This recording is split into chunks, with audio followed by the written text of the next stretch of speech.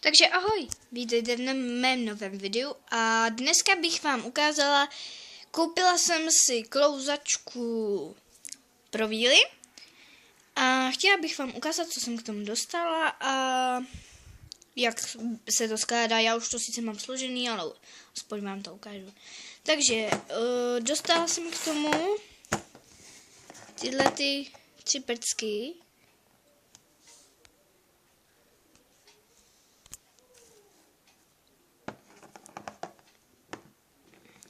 Lítající veverku, želvičku a asi páva, protože má takový ty zádu.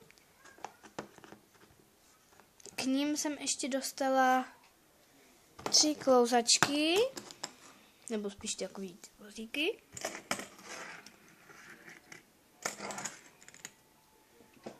Takhle. Potom jsem dostala velkou, já si myslím, že to je královna vílu, královnu. A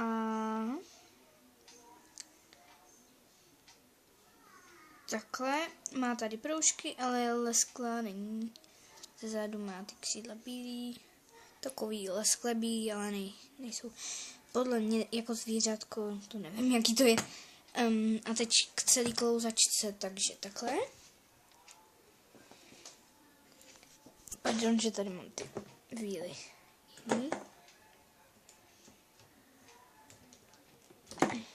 Tak, koupila jsem to v Dračíku za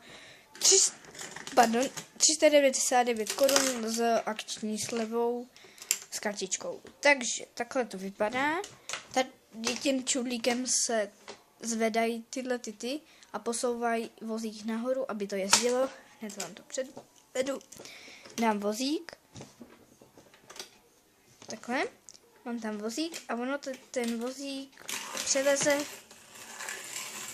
až zpátky sem. A zase to můžu nadzvihovat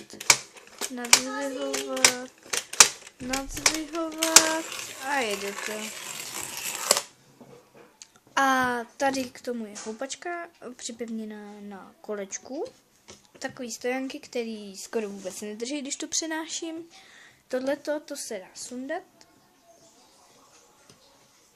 No takhle. Tady to má ty. Asi postýlky takový. To beru jako postýlky.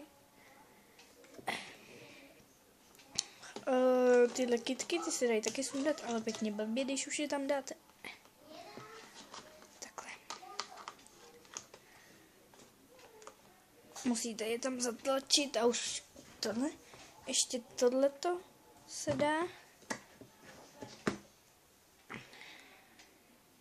Tady to má nějaké kytičky. Pardon. Mám trochu kašel. To je jedno teďko. Pardon. Jinak to bylo docela lehké složit. Dostali jste k tomu ještě, pokud ten návod, já už ho mám, dostali jste k tomu ještě takovýto návod.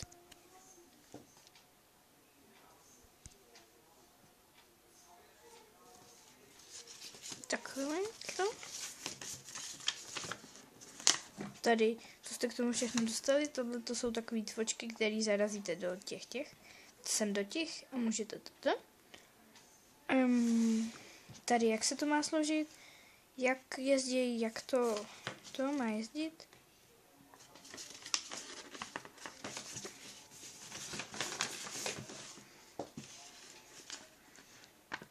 Tady je, jak to sestavit. První je tohle. Potom to máte celý už. A ještě kytky samozřejmě, ty tam už jsou takhle. Ještě tady jsou ta tvočka. Pardon. A z druhé strany je akorát takhle. Ještě si musíte dávat pozor na těch vozíkách. Vozíku, kde seš? Vozíku. Je na nich taková šipička.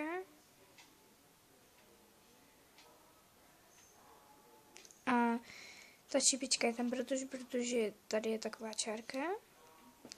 A ta čárka směruje sem. Nevím, jestli to uvidíte. Ne, neuvidíte. Mi velká tma. Že tady je takovej výmolek, jakoby, a aby to tam zapadlo, tak tam proto je ta čárka. Má to železný kolečka. A občas se to seká, ale jinak to je v pořádku. Takže to bylo dnešní video. Já doufám, že se vám video líbilo.